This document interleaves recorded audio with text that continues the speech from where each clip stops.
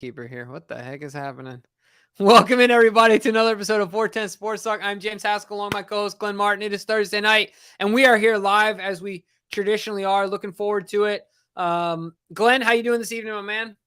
I'm doing good, man. Look, we're talking lots of Ravens, but the O's are in first place after the screaming start by the Tampa Bay Rays. So shout out to the Orioles, who unfortunately just allowed the game to be tied in the seventh inning, 3-3. So big series for the O's. But yeah, I mean, I'm excited because there's Ravens in the building, Jimbo. Mm-hmm. Lamar Jackson is in the building at one winning drive, and a bunch of other guys. Of course, the rookies are there, the young guys are there, but there's some vets already showing up early, including, the guy, Lamar Jackson. So I'm excited. Next week, training camp officially kicks off. The open practice is, 9 days away at the stadium. Crazy. It's happening quick. Unfortunately, the summer's kind of going by in a bit of a blink of an eye, but the good news is our reward for that is football. Mm-hmm. Yeah, no, absolutely. I'm with you as well. And I'm excited to talk about. I'm excited every time we hop on and we join with folks. Shout out to all you guys out there for hopping on. But there was a few things today that gave me some bulletin board material that I'm excited to talk about. So I have a personal vendetta towards the person that produced this video. So I want to go over the wins and loss video recently published by gentleman in the NFL Network. I want to kind of start there, if that's all right with you, Glenn, and just kind of chat about that. And then, of course, we're going to get into the AFC as a whole, the AFC North as a whole in comparison to other divisions. We're, like you said, Glenn, we're going to talk about some camp stuff. There's guys in the building, so a lot to talk about. But DK, if you would do us the honors of putting this up on the screen, and I'll verify that we can hear it. I'll just give you a thumbs up once you hit play. No volume. Thumbs down. Big thumbs down. So this is NFL Network that this guy's on. Is that correct? Yeah, I believe.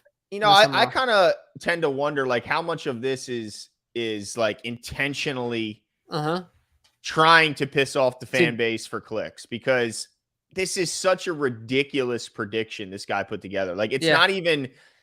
I mean, just look at it at Lamar, at Coach Harbaugh, his track record.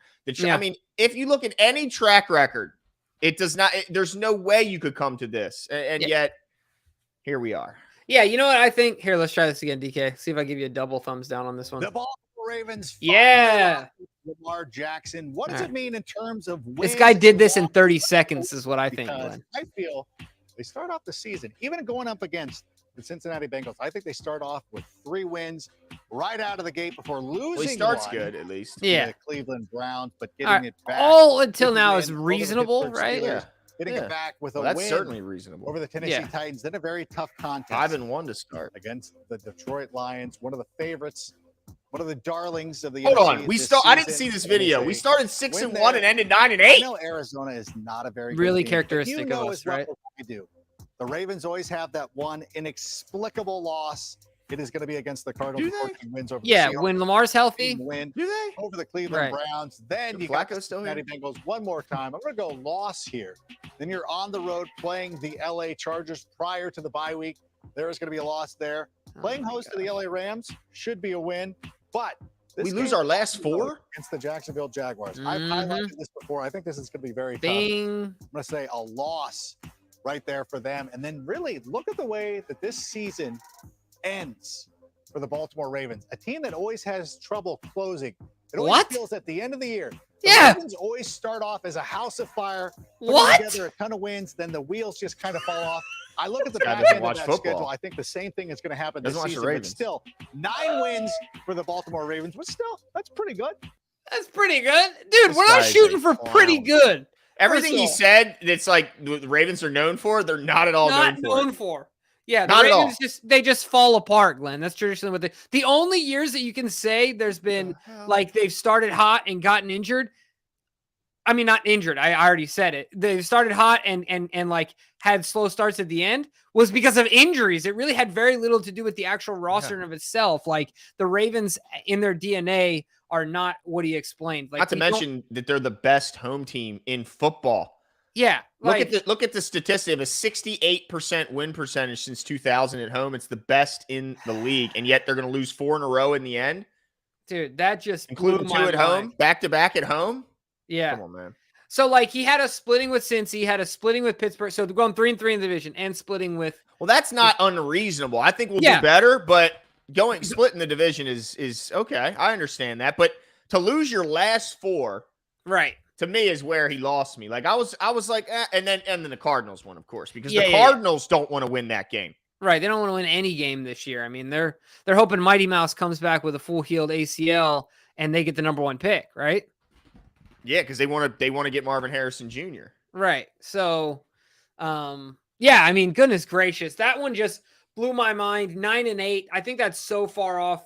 And I know I'm a homer, but that's so far off where I have the Ravens being. And I think you as well. I think we both had them at like 12 and 13 wins. Yeah. Like that. Respectively. So, and man, I just, the Cardinals blew my mind. The other one that not as much of like a mind blower, but I don't see us losing. He has us in 2 separate occasions losing back-to-back games.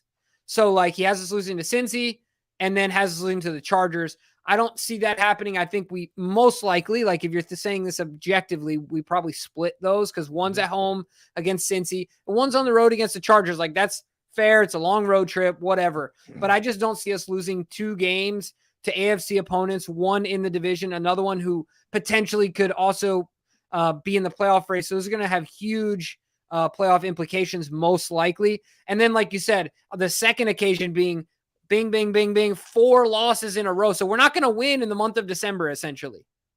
Oh, yeah, that's exactly what he's saying. No wins, which, that's just typical Ravens, right? We never win in December. Yeah. I'm sure that's what his next sentence would be. I mean, and also let's not forget that Chargers game is at the end of the season when the Chargers typically know and remember that they're the Chargers and they find a way to blow every game and not make the playoffs. Quick shout out, Brandon. What's going on, Brandon? What's going on, Living Legend? Adam Whittington, appreciate you coming out. And Silas made it for a live, Jimbo. Yes, Silas sir. In the building. What's up? Kylie Swerve, what's going on? Jimmy. Yeah, Jimmy Kidwell is in the building. Oh, nice. I didn't see him in here. Sweet. Yeah, we got a couple of Jimbo Slimbos in here. That's right. Not just you. That's right. But yeah, I mean, this guy's probably intentionally doing this to stir up the fan base is what I'm assuming. I hope that's what it is. To me, it seemed like he was like, let me just fill this out real quick and hop on camera. Like you're just like on the fly and like really didn't think that through. The last 4? Yeah, I didn't understand that at all. But yeah, unless there's terrible injury, then that's possible. I know that we always play the Steelers tight, but I gotta say this really quickly before we go to other topics. Like, I feel like people are very much sold on Kenny Pickett, and I know that he beat us last year, albeit he did beat us last year, right? Am I crazy? Oh yeah, he did. He beat us and he beat us as a last second. Yeah. That's right. Yeah. But I'm just not very much sold on Kenny Pickett yet. Like I'm not there, with him. So I think a lot of people are expecting him to, not a lot, but I think a decent amount of people are expecting him to make a big leap, but I still think that it's fair to say there's a gap there. And then let's not also forget that the Jags, while they made the playoffs and they were kind of the darlings of the playoffs, right? Like they won their first round and then they went up against the Chiefs. They had to go, what did they go at the end of the year? 7-1. Like that was a crazy run that they went on, and there's no telling what ends up being of that. Repeatable, yeah, you know what I mean. So now it's the AFC South. That's true. So I mean, they already might as well. Yeah, they got the AFC. Yeah, I mean, we're gonna get more into. I mean, might as well just start kind of. Yeah, it's a good transition, right? Into that, because we were discussing before the show. I mean, are the Ravens? I mean, is the AFC North the best division in football? And I don't think you can even. If you're saying they're the best division in the AFC, then they're the best division in the NFL, right? Because there's no one in the NFL or in the NFC who even competes, right? Like there's no division that even comes close. To me, the AFC North only competition is the AFC East because I was going to say, as much as I don't think Bill Belichick is an overrated coach and has been his entire career. I think he's a fantastic defensive coordinator, and they will have a top 5 defense. And so if they just have a mediocre offense, then they're going to be in the fight. Yeah, like they're going to compete. They're going to give people tough games, probably lose some close games because their offense just isn't explosive. But they're not a terrible 4th best team in your division. Like if that's your 4th best team, that's a pretty damn good division. But I mean, do you see the West as a division that could compete against the North? AFC West. I mean, yeah, you gotta. So the first thing I do when I look at the West, you name the teams and you go right to quarterback, in my opinion, right? Mm-hmm. So yeah, if you look at the West, you got Mahomes, Wilson, Garoppolo, and then I was going to say Justin Herbert. Yeah. So that's fair. But ultimately, I think if you look at the teams as a whole, I still think the AFC North gets an edge. So in the West, who's the worst team, in your opinion? Probably the Raiders. Yeah. Right. And I think that the Steelers are the worst team in the AFC North. And I think the Steelers are probably substantially better than the Raiders right now, which on paper might not look that way because the Raiders have some shiny toys. Like they have some names, but like if you look in the trenches and things like that, the Steelers absolutely win in those categories, which we know usually stack wins in the NFL. So yeah, and then if you look at the top, you take the Chiefs, who are the best of the best, right? Like you can't downgrade the champs, but then you add the Bengals and the Ravens right there. And because after the Chiefs, I think there's a substantial drop off. Right. Yeah. But I think we might be the only division. Well, you said the AFC East as well, but there's very few divisions with what I would consider serious Super Bowl contenders. Like I think the Bengals are serious Super Bowl contenders. I think the Ravens are serious Super Bowl contenders. Yeah. And I think some Browns fans would think they're Super Bowl contenders too. Maybe some real loyal Browns fans. But I mean, look, I think they have a good roster and they're a good team. I don't know if you can consider them a Super Bowl contender. But if you look in so the North has 2 legit. I think the East could argue they have 3. I mean, so let's see, the Bills, the Jets, look, the Dolphins. The Dolphins were pretty damn good when Tua was healthy last year, and they added Jalen Ramsey to that defense. Yep. They have a full season with Chubb as the pass rusher they traded for. They got maybe the best defensive coordinator, as much as I think he's a big baby. They may have the best defensive coordinator in football to go along with the 2 fastest receivers. They got really, really good players. So I think they got 3 legit Super Bowl contenders in that division. So my only question to you, Jimbo, is the North better? And like how much, like, do you consider Pittsburgh to be the better team than New England? Ooh, that's interesting. Both kind of similar. Good defense and maybe middle of the pack offense. Yeah, and a quarterback that's still a bit of a question mark, I think, for both of them, right? Mm-hmm. I'm going to ride with this. Way better weapons, though, in my opinion. What'd you say? I think one team has the way better weapons around their quarterback. Talking about the Steelers? With Najee and with George with Deontay Johnson. Yeah. I guess that's fair. So I would say, I would give the Steelers the edge. And it has everything to do with the coordinator. Like, who's the Patriots coordinator now? Bill O'Brien. Offensive Bill O'Brien. Yeah, I guess that's true. Because last year it was what? It was a disaster. They brought in the defensive coordinator. They had co-coordinators. Remember they were like splitting play calling. It was Joe Judge and who's the guy with the big who went from? I always want to call him Sabathia, but that's not his name. That's a baseball player. Yeah. What's his name? He's rocket scientist. Yeah, Detroit. Pencil. DK put it in there. Let's see. Patricia. Yeah, I didn't look at it. Matt Patricia. Yes. Yeah, but they had 2 defensive coordinators as their offensive Bill O'Brien upgrade for sure. Oh, big time. I think as much as you want to say about Bill O'Brien as a GM, like he gave some people the bag, that's for sure. And wasn't a great trader of assets, but for sure, I mean, I think as an OC, he'll get the job done. So that's a tough one, but I don't know. I mean, we don't know what the Jets are. Right? No, you're right. It still has to work. Yeah. Right. Yeah. It still has to work. And then the other thing too, I have this hunch that the Bills aren't going to produce this year at the same level. And I think really the relationship between the Bills and Stephon Diggs is fractured. I think something is that we don't necessarily know about, and we don't have all the details there. There was some not reporting issues and things, but I think it's going to be difficult for the Bills to stay where they were at for the past 2 years. I don't know. I just feel like I got a hunch that they're going to take. They got a pretty good roster of talent when you look. They do absolutely. And then they picked up the tight end. Yeah, Kincaid, my guy. Yeah, for sure. Who's already showing out and people are already super excited about. I'm not surprised, but I don't know. I would be worried. Stephon Diggs, I think they have a foundational issue with their lack of willingness and want to run the ball. Yeah, like a philosophical issue, right? Yeah, and that I think would be a little bit disturbing as a fan, but the writing is it was pretty obvious that was their issue last year. And they couldn't stop the run as good as their defense was against. That too. All the Bengals did was run down their throats. And they lost Tremaine Edmonds. He's in Chicago now as Roquan's replacement. Yeah. And Von Miller's back, but he's now coming off a knee injury, and he's how old? I mean, he's owed how much money?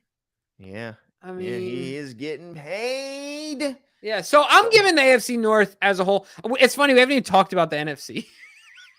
Oh, I already said the NFC has no the East is the West is the only one I think that has anything to say because they have the Niners and the Seahawks. And look, I see some people are buying in. I think the Rams are going to be a dumpster fire this year. They don't want Matt Stafford. Matt Stafford effectively retired when he won the Super Bowl and is now just collecting game checks and not really. He doesn't give a shit anymore. And then, this Cardinals are fighting to be the worst team in football. So that's why I didn't put them in. But they're the only division because they at least have two good ones. Yeah. And I don't think any other division can say you're not a believer in the Cowboys, huh? I guess the Cowboys, yeah. But I just think Dak turns the ball over way too much, man. Yeah. And then people are also – and I like Tony Pollard. I think he had a fantastic year last year. But I think people are too ready to anoint him like this next great running back when he's coming off of a broken leg. People are already putting him, by the way, we're going to get into it, but people are ranking him way above, our guys for sure, but way above, more established backs. And I'm just thinking, is this guy coming off of a broken leg in his first season as being the guy? He wasn't even the guy, at all until this year, and he's coming off a broken leg. So, I don't know, but the Eagles are damn sure good, and they're gonna be good. Yeah, for sure. Now, let me ask you this. Are there – as we rank these divisions, kind of look through them, we don't even really have to talk to the NFC side. We can, though, if you want. Are there any teams in each division that you see surprises both either being good or bad? I kind of named the Bills. Look, there's a chance that if the Jets work out and Miami works out, you can see the Bills. I mean, unless all three make it in the AFC East, you can see the Bills on the outside looking in, which is crazy to say. I'm not sitting here trying to knock the Bills. The Bills could also end up winning the division. But my point is that are there any teams? There's only 7 spots. Yeah. Right? So, are there any surprises out there that you kind of look at and say, hey, keep your eyes out for this team to play well, or keep your eyes out for this team not to play well? Yeah, I mean, so you're talking both sides, right? Yeah, AFC, NFC. Okay. Yeah, I mean, I think in the NFC, there's a lot of opportunity because you just don't know outside of the top 2 guys. Of course, the Eagles are going to be good. The Niners are going to be good. And I think you can throw the Cowboys up there and to some degree the Vikings because they got some really good players, although their defense is kind of a mess. But to me, Detroit Lions on the NFC side, I think is they're ready to kind of make a move. And I think they'll win the NFC North, which most people I think are picking the Vikings to repeat after going 13-4. But don't you feel like the North? Actually, I was going to bring. It's kind of wide open, right? Because we don't know what the Bears are going to be under. Gosh, dang it, what's his name? Justin Fields. There you go. As he continues to develop under a new regime and all those things, and he's getting weapons, and that's exciting. And then also, what is Jordan Love going to be? I mean, that's a question mark. We don't know. What if his teammates are riding for him though right now, man? They're all coming out supporting him. They said he's doing everything Aaron was doing. Yeah, get it. Now, wait a second though. What about? I mean, we didn't talk about the NFC South literally at all. That's what they said, by the way. Oh gosh, why would you do that to that kid? That's literally what they're saying. I'm not even joking. Does Baker do anything in Tampa Bay? It's like DK shaking his head. Yes. We're going to get DK drug tested Like officially. Will he have a couple send it good a games piss early? sample. Yeah, that's right.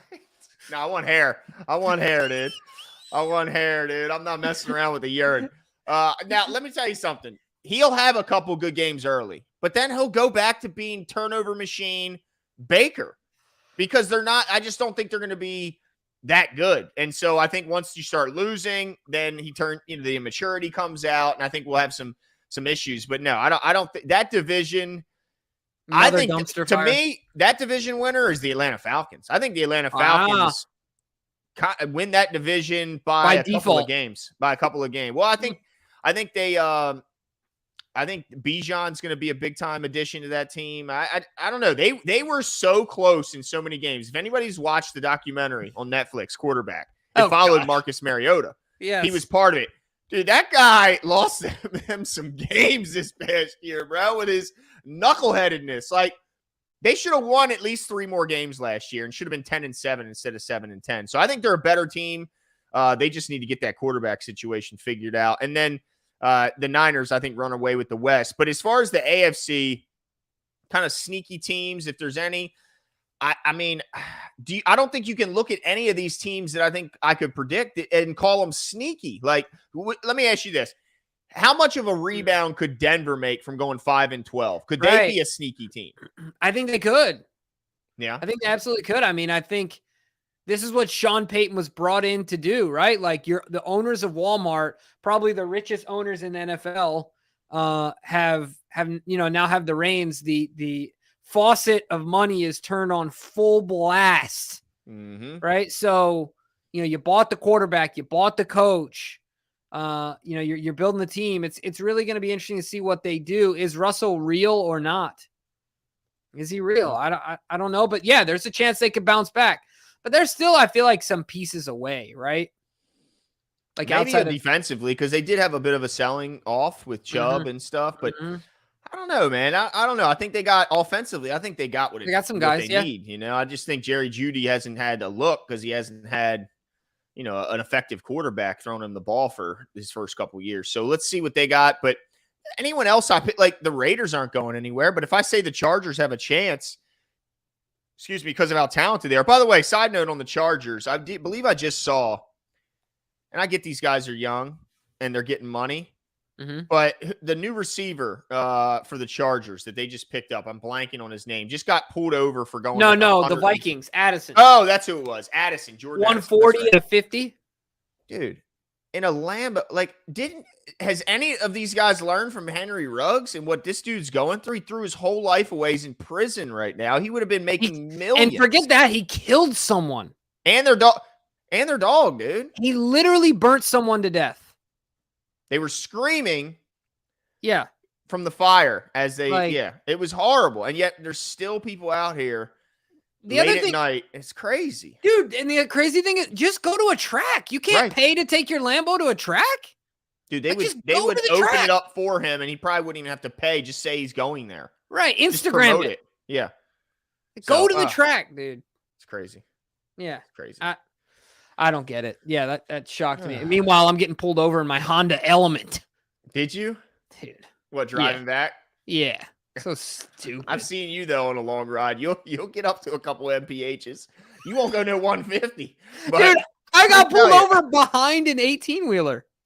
Behind an 18-wheeler. So I wasn't going fast. Dang. Usually you can trust that the 18-wheeler, I thought they were on the CB. Do they still use CBs anymore? Or is that like old school? I don't know, dude.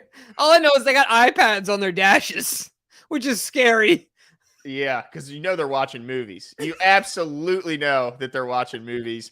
I got to bring up today, DK reminded us the Washington Commanders sale was finalized. Dan Snyder's officially out as an owner. Yeah. Man, what an absolute disaster. By the way, I saw someone summarize, I'm going to try and find it, where it summarized his ownership. He had more federal investigations than playoff wins.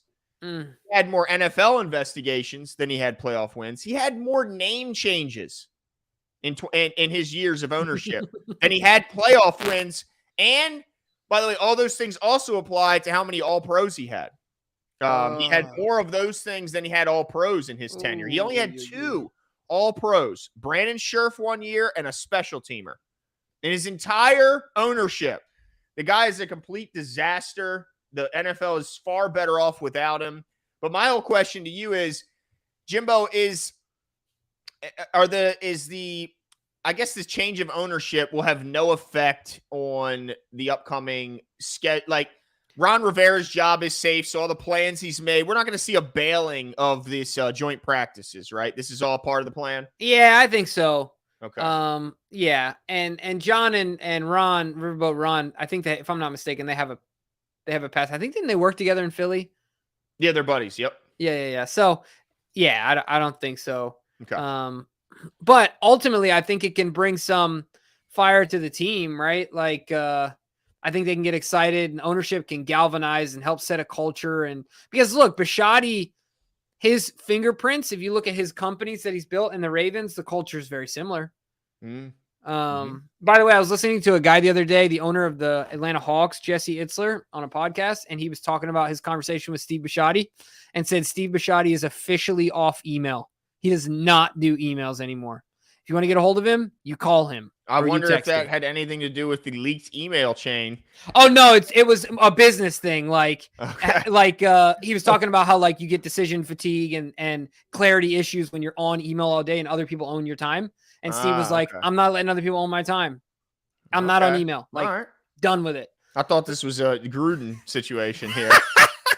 Where he's like, I'm off email on me. So we're meeting in a park bench that I'm telling you the location a half hour before. And Bisciotti's the type of dude that'll have you sleeping with the fishes. You know what I mean? There's a horse head in your bed. That's dude. Right, dude. He's going to bring the mob, dude. I want no problems with him. But, hey, quickly, I want to get your take on this. Jackson brings up an interesting team. The Panthers as a sneaky team to win the NFC South. I know I picked the Falcons. I think the Saints have a good shot with Derek Carr because they do have weapons on the outside. Yeah. But if the Panthers, if this Young, if he's good is what everyone's, Bryce Young is apparently impressing everyone. His ability to he's got like a photographic memory, or all these people are saying he's amazing. Do you think that the Panthers could make some noise? I don't know how much I believe in Alabama quarterbacks. I got to see it. I really got to see it. Well, Jalen Hurts is pretty good, right? Jalen Hurts is good. Is he an Oklahoma quarterback? Yeah, I mean, and look, he got spit up and chewed out by Alabama.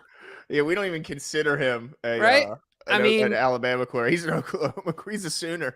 I mean, ultimately, I don't know. I just don't know how much. I think Bryce is going to be good, but I need to see. I'm always in wait and see mode with Alabama because, especially a quarterback, because you'll never be in such an advantageous situation again like you were at Alabama or Georgia, where literally everyone in front of you on your team is better than everyone in front of them. Like, except for like the one game a year you play Georgia. Alabama or Georgia. Yeah, exactly. Yeah, right. So, yeah. Or in the playoff, Ohio State or something. Yeah, but yeah, you're right. I mean, most of their games, they're going to have a massive talent advantage. Yeah. Yeah, so I just don't know. It would be hard for me to – that's a real shaky limb for me to go out on is I guess what I'm saying. Yeah, and that, that division, I think it's kind of funny. I think it could flip-flop. Like this year, it went Tampa, Panthers, Saints, Falcons. I think Tampa's at the bottom of that division. Yeah. Panthers are above them, and I think the Saints and Falcons are fighting for it. But I wouldn't be shocked if either one of those teams. I guess if I had to, to pick just the best quarterback, which tends to be what we do, I guess the Saints have the best quarterback left in that division with Derek Carr. Yeah, I guess that's who. Let me see something. Who is Atlanta starting at quarterback? Ritter. Yeah, Cincinnati kid. Yeah. They believe in him, but look, he's got the weapons is the thing. He just needs to be Jerry McNamara from Syracuse when him and Carmelo Anthony were on the team. Remember McNamara, dude? Remember him? Dude, he was there for 10 years. Of course I remember. Right, he was like 28 years old and like had a family and he was bald head already. In the parking lot. Yeah. But like he just needs to be him. Like put the ball in the right place at the right time and make like 2 big plays a game. Yeah. You know what I mean? Like that's because look, he's got Pitts, He's got who's the kid out Drake of London? Yeah, Drake London. He's got Bijan. He's got the other backs that I can't remember. Cordarrelle Patterson is like Right. do everything type guy. It got weapons, but I want to bring something up to you real quick. I'm kind of changing gears here, but I did see this and I'm glad I remembered it on Speak. I just want to read a quote from James Jones. I don't know if you saw this clip. The clip is good, but I'll just read the quote. And I'm not going to sound as cool as James Jones because I just don't. He said he said, quote, I talked to Todd Monken and he said, we're taking Lamar Action Jackson back to Louisville. It's 4 wide. He's going to throw this thing. Another thing I'm hearing out of camp. So that's one piece of it. End quote. Another quote. He said, another thing I'm hearing out of the Ravens camp is Zay Flowers is the best wide receiver out there, including OBJ, and it ain't close. I'm calling Q right now, Jimbo, and I'm putting you on here with Q because he's got some splaining to do. Yeah, he's got dude, when I'm right. Dude, we're having him on, and you're going at him, dude. Yes. No holds barred. That's right. He's giving me free movement classes for life. Yeah. For life. Dude, be like, you're the wide receiver 1, and you're like Jimbo Slimbo watching highlights of BC out predict. Hey, but what do you think about? So he also in the clip he goes a little bit further in depth around Monken's philosophy, and he's like, "Look, Lamar ain't gonna have 9 guys in the box. Ain't gonna have 8 guys in the box. He's gonna have 5 because we're spreading it out. Lamar's gonna make the right reads. He's got a great arm, and when he's gonna scramble, he's gonna have 1 guy to beat. Yeah, and that's all she wrote. What's your take on that? That gets me so excited. Yeah, me too. You see Don C in here, Jimmy, get his ass. Oh, Don C was there. He saw that blasphemy as he put you on blast in front of everybody, acting like you're crazy, acting like you bumped your head. Hey. No, I think I don't know. I think Zay is going to have an absolute monster year. I think whoever his source is, his plug, James Jones being, he got me excited because here's the thing. Lamar Jackson is shown to be the most elusive player, regardless of position in football, since he's broke onto the scene in 19. There's just no doubt about it. So now you're telling me that guy who went from not a lot of space in Greg Roman's offense, certainly not when he was doing the QB carries, to now a lot more space. I mean, it must be an absolute nightmare for defensive players. They're going to have to, because what they're going to do is they're going to try and put a spy on him. And I feel very bad for whoever that spy is because he's going to be on Sports Center top 10 that night because he's going to put, he's just going to put on a show. So, because the proximity of the guys that can help him can only be so much, right? Like, because if they're going to really spread this thing out, this spy is going to be on an island in a lot of situations. And then using the punt. What's up, Numra? What's going on? No comment this time. No hilarious. We appreciate the. I appreciate it, but man, I was half expecting something. I know Glenn was already rolling with the pant leg, dude. He's ready to show off the shin bone, baby. Dude, I wore matching brown panties to this show because I thought I might have to show them. You know what I mean? I didn't even put on my mismatch. You know what I'm saying? Oh, I got the good stuff on. I got that Victoria's Secret on, son. Ain't that Walmart? This Walmart rags. This is officially going off the rails. It's okay. Yes. Shout out to Numra, by the way. Yeah. Thank you so much. Appreciate you. Yeah. But no, I think how shocked would you be? Honestly, I know you like him. And I think he's the most exciting player because he's the only one we haven't seen. Like we've seen Lamar, while exciting, we've seen him. But how realistic is it that he could end the season with the best numbers on the team? Yeah. If you're talking once again, objectively, I think it's difficult to say that.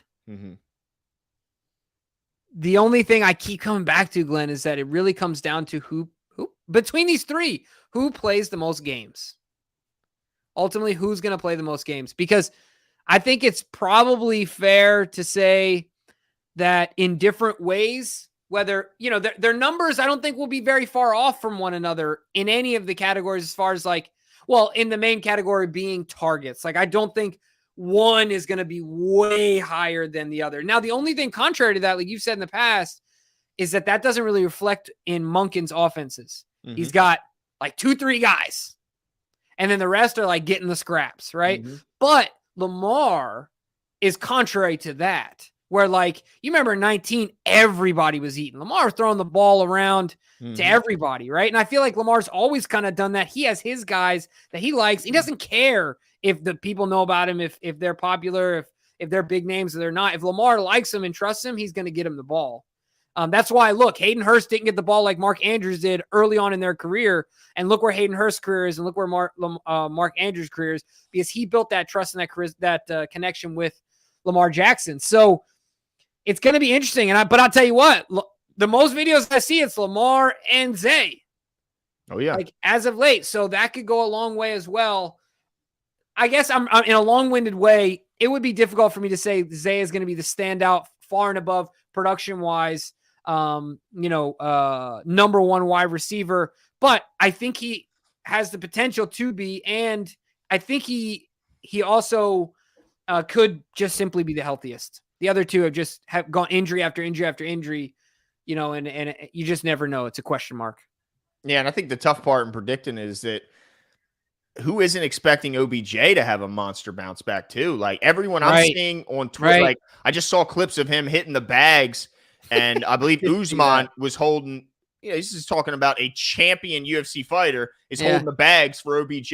Yeah, and then it's every time I see him, he's training, like he's doing something, and I love that he's doing different things to keep his body.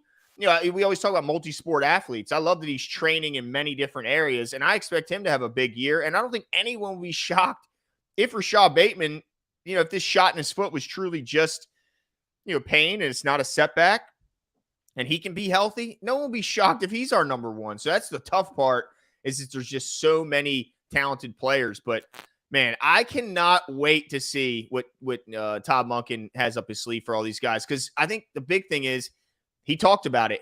Whatever his talent is, what makes his offense. So if he's got 5 good guys, I think 5 good guys are going to touch the ball. If he's got 3 and 2 guys, then I think the 3 get the most, and the guys get the scraps. So I think it really that's what I think attracted John to bringing Todd in, is that he doesn't have a set system. His system is player and talent dependent. Yeah, no, I agree with that, and that's the flexibility of is exciting. But ultimately, it's just a big philosophical shift. And I think there's a whole faction of people that think Lamar Jackson can't do it. But all you got to do is, like you said, I mean, look at the offense he ran in college. And I know it was college, but the point is that it's not like he's been running a Greg Roman style offense and benefiting from that his whole career. It's actually been the opposite of that, where Greg was really the shift in philosophy for Lamar Jackson. Now he's going back to what he's more familiar to. So that's exciting to me. I cannot wait to see this offense out there, man. Yeah, I can't wait. Kind of a good transition, and we talked about this pregame, is can the Ravens finally have a Pro Bowl wide receiver for the first time in the history of their existence? I mean, if you look at guys who they're competing with, Tyreek Hill is the first one that kind of jumps to mind, and then Devontae Adams is pretty close behind him. And Stephon Diggs is right there as well with Jalen Waddle. But do you think it's possible that one of either OBJ, I mean, even Zay, I'll throw him in there, one of those top 3 guys, if he put together a full healthy season, could finally crack the Pro Bowl and get this monkey off the back of EDC? If it's going to be anyone, it's going to be OBJ though, right? Because of the popularity. Yeah. If he has a 1,000-yard season, he's in the Pro Bowl. Because they'll say, he had a 1,000-yard season, he's OBJ. Like, he's in. I mean, if you look at who he's competing against, by the way, Tyreek Hill had 1,710 yards. Devontae had 1,516. Diggs 1,429. Jalen Waddle 1,356. Yeah. Those are the 3 or the 4, I should say, in the top 10 from the AFC side. Right. No, for sure. So, okay, he's got to do 1,000 and change. But even still, I just feel like the popularity, like you said, is really what would cause him to be there. Not that he wouldn't deserve it. But my point is that if they all have similar seasons, or if, one is incrementally better than the other, if he ends up with the best season for the Ravens of this 3, and it's in the range of any of those guys, I think he's got the best shot. So if anyone does it, I think it's going to be him. Now, year 2, I mean, I think that Zay is going to be the front runner to make the Pro Bowl, but I just think it's going to be more of an uphill climb just because he's a rookie. Yeah. Unless he has like those big splash plays where he's constantly on Sports Center, getting that name recognition. Right.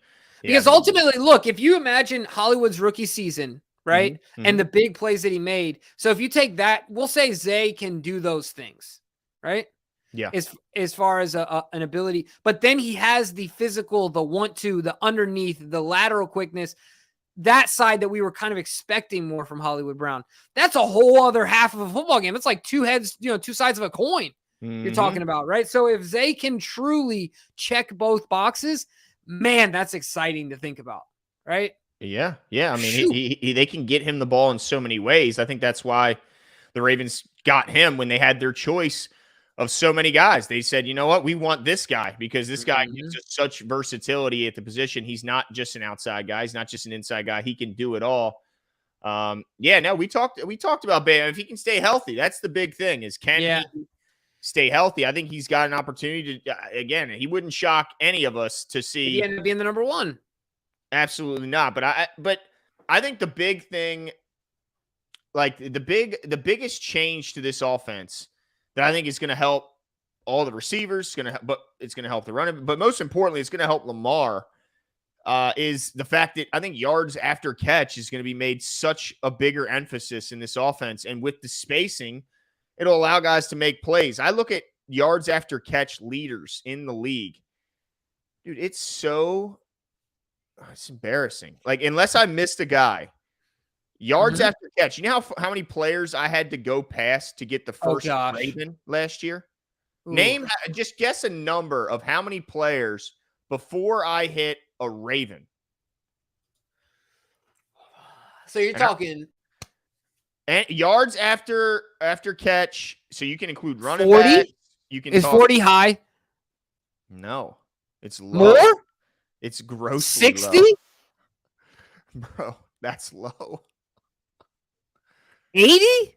75 to get to Mark Andrews. Wow. Like, that's how many yards these guys are like, just think about it like this. Austin Eckler had 857 yards.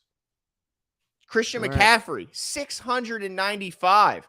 Our leader was Mark Andrews with 243. Like, oh, gosh. We just didn't have spacing. You know what I mean? So it's just like that alone. Like, people talk about, can Lamar throw for this many yards, that many yards? He doesn't even have to throw for more air yards to throw for way more yards because he's just going to have way more opportunities for these guys to make him look better by just getting more yards after they catch the ball. So 100%. I mean, it is a massive improvement if you just look at only that and nothing else. Yeah, I agree. It's crazy. I agree. Jeez, a whiz. Oh, man. Well, dude, Chris Moore, who, by the way, is still in Houston, had more yak yards than anyone on the Ravens. Oh, that's a serious problem. That is an offensive system problem. Yes. 100%. Man, wow. Well, hopefully we get it done this year from wide receiver position, but ultimately we want that chip, right? Yeah. Well, I mean, it doesn't even have to be that. I mean, the leaders typically are running backs, and we don't even have anyone. I mean, a running back isn't even on the board. Yeah. Well, Glenn, I know we're going to talk about Madden ratings, but I'm thinking that if it's all right with you, we save that till Tuesday.